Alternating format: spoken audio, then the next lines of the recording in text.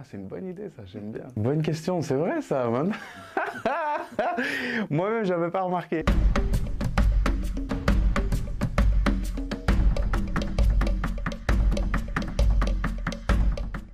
Abi Bernadotte, pour ceux qui ne me connaissent pas, je suis le dernier gagnant de la saison 9 de The Voice. J'ai commencé tout petit à l'âge de 6 ans avec le conservatoire, j'ai commencé avec le saxophone et au fur et à mesure j'ai commencé à apprendre d'autres instruments, le piano, la guitare, un peu de batterie. Voilà, ça m'a mené jusqu'ici.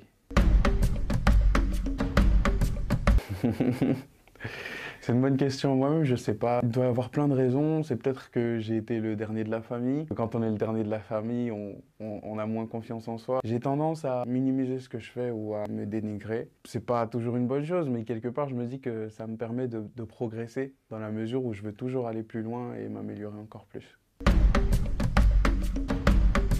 Mon plus grand challenge, ça a été de chanter en français, parce que c'est quelque chose que je n'avais pas l'habitude de faire. Donc c'est comme si j'ai dû réapprendre à chanter, à découvrir la musique et à l'entendre d'une autre manière que je connaissais pas tellement, à vrai dire. Gagner ce concours, pour moi, c'est une chance parce que je sais que c'est pas donné à tout le monde de pouvoir vivre de la musique et faire de la musique au quotidien. C'est une chance maintenant que j'ai et que je me dois de saisir. C'est le rêve d'une vie, quoi. Et maintenant que j'ai la chance de le faire, je me donne à fond pour que ça reste comme ça. Forcément, mes proches, ils sont très fiers. Là où j'ai beaucoup de chance, c'est que j'ai leur soutien à 200%. Ils me donnent toute la force du monde. Pour moi, être haïtien, c'est une fierté.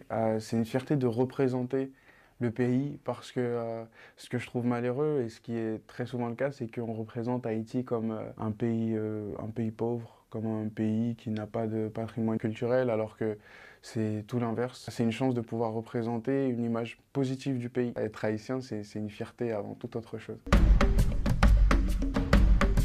Si je devais choisir un seul instrument, ce serait le piano. Parce que déjà, il y a ce qu'on appelle la polyphonie, ce qui permet de jouer plein de notes en même temps. J'ai un instrument que je peux jouer pour m'accompagner, comme c'est un instrument que je peux jouer pour juste jouer des mélodies. Je ne saurais pas comment dire, mais cet instrument, il me parle. Et il y a une vraie connexion quoi, quand je joue du piano.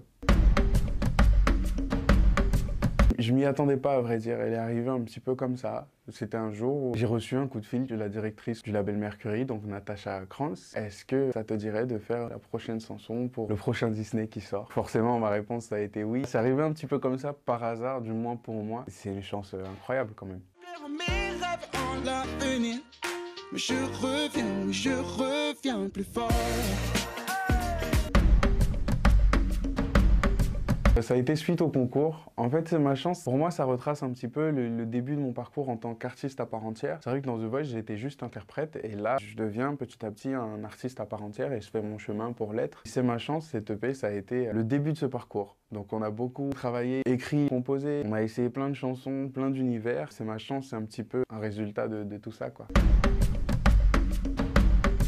Les sessions live acoustiques, c'est les sessions live de toutes les chansons de l'EP, mais en tout cas, c'est vrai que c'est un très bon concept, et peut-être que ce sera pour plus que juste les chansons de l'EP. Ah, c'est une bonne idée, ça, j'aime bien.